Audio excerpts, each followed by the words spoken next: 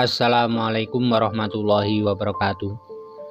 Nyimas Gandasari merupakan sosok Srikandi Cirebon yang tumbuh dan besar di bawah asuhan Pangeran Cakrabuana atau yang lebih dikenal dengan Mbah Kuwu Sangkan Cirebon, uwak dari Sunan Gunung Jati.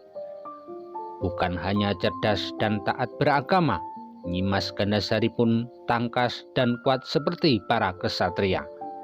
Ia memiliki kemampuan berperang dan juga olah kanuragan yang tidak terbantahkan.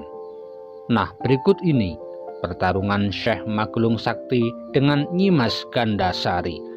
Saksikan setelah yang satu ini. Namun sebelum itu, klik subscribe dan gambar lonceng untuk mengetahui video-video menarik berikutnya. Like dan share ke semua media sosial yang kalian punya.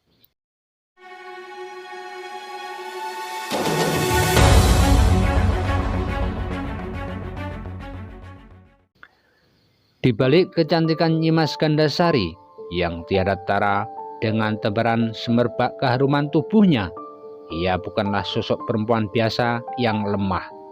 Tidak mudah bagi lelaki saat itu yang bermaksud ingin menjadikannya sebagai pendamping hidup.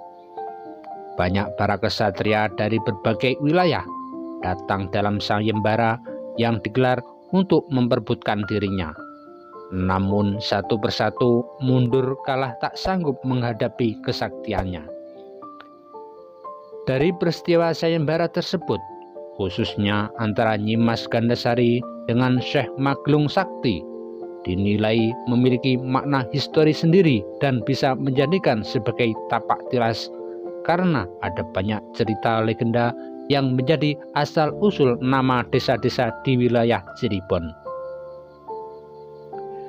Dikisahkan saat itu keduanya terlibat pertarungan sengit untuk saling berusaha mengalahkan. Berbagai kemampuan dan kesaktian tinggi dikeluarkan saat Nyimas Gandasari merubah diri menjadi sosok ular yang ganas menyerang. Syekh Magelung kemudian lenyap dan menghadirkan sosok naga besar yang dengan ganas balas menyerang ular tersebut.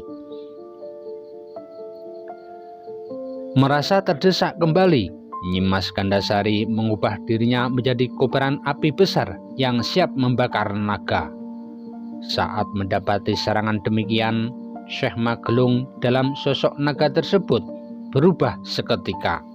Mendadak langit menjadi gelap gulita, petir berkelebatan, guntur bersahutan membahana, dan tidak selang lama dari langit turun hujan yang berlimpah. Mendapati serangan Syekh Magelung Sakti yang begitu hebat, kali ini ia sangat menyadari bahwa peserta sayembara yang menjadi lawan kali ini sangat sakti dan mumpuni. Terbukti dua serangan kesaktian tingginya dapat dibalas dan berhasil dipatahkan. Selanjutnya, ia mengatur strategi untuk bersembunyi. Kembali ia melebur diri, musnah tak kasat mata. Dan kali itu pula Syekh Magelung menyusul sirna dari mata.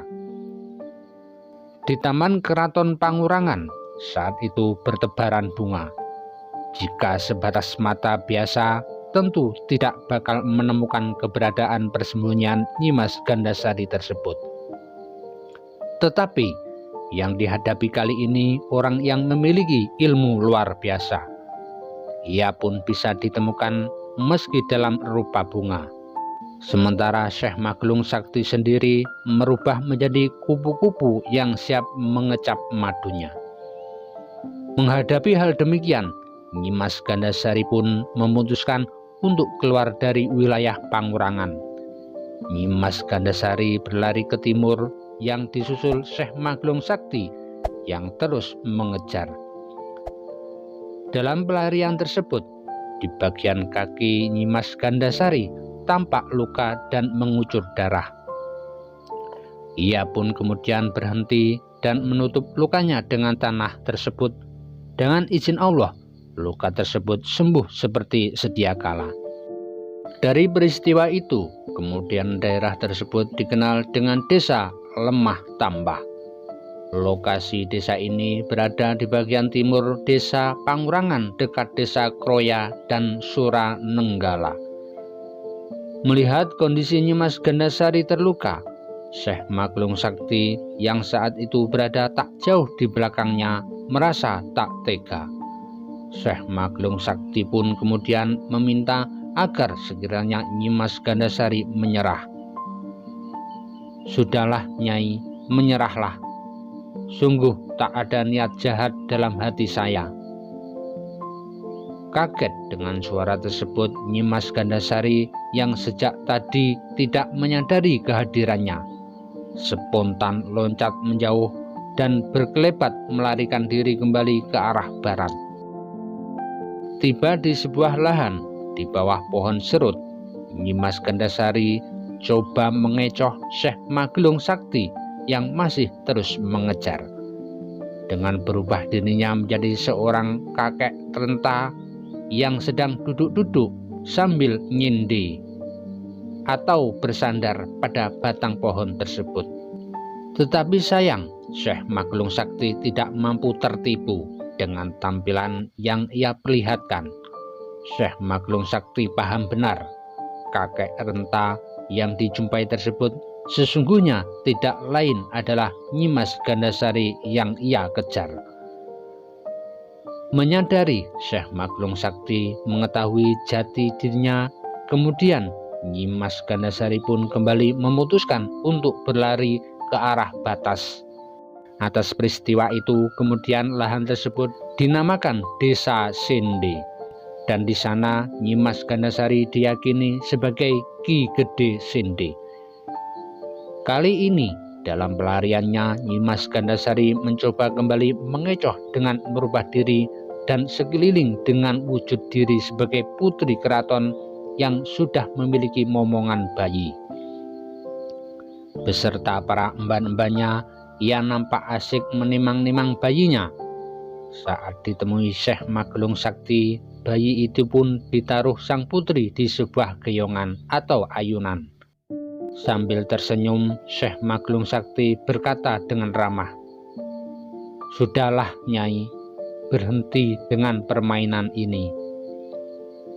Merasa dirinya kembali diketahui Nyimas Gandasari, cuma membalas senyum yang kemudian berkelebat menghilang dari pandangan. Dari peristiwa itu, kemudian daerah tersebut dikenal dengan nama Desa Geyongan.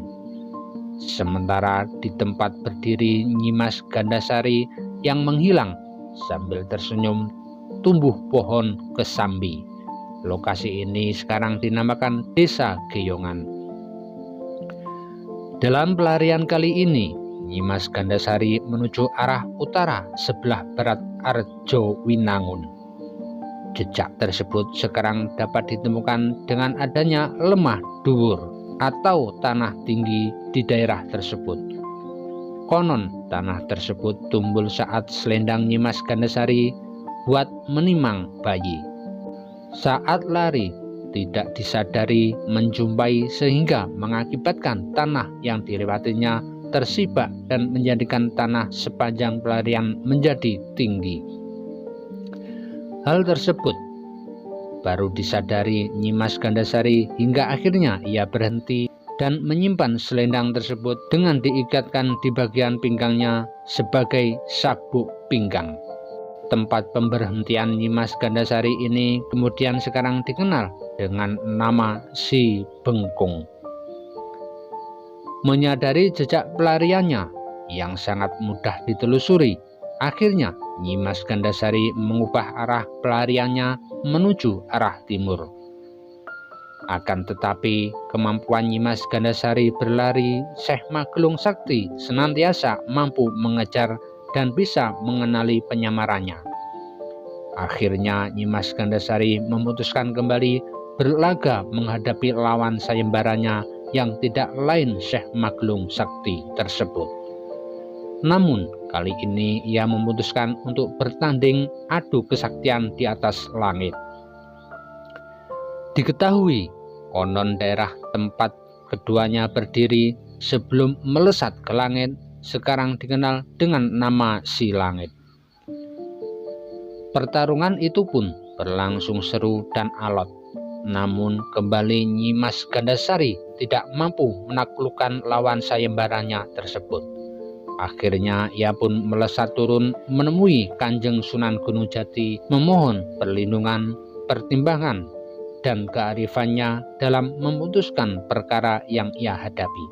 Dalam beberapa cerita yang masyhur, konon Nyimas Gandasari sempat bersembunyi pada bagian terompah atau sandal kayu, cincin dari Kanjeng Sunan Gunung Jati.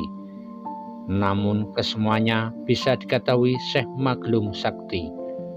Konon pada pertemuan tersebut diputuskan Syekh Magelung Sakti berhak memperistri Nyimas Gandasari, dan Nyimas Gandasari menerimanya atas dasar cinta sekaligus berlaku amanah terhadap ucapan yang dijanjikannya dalam sayembara. Namun pertalian keduanya bersifat batiniah yang mengikat mereka sampai di akhirat nanti.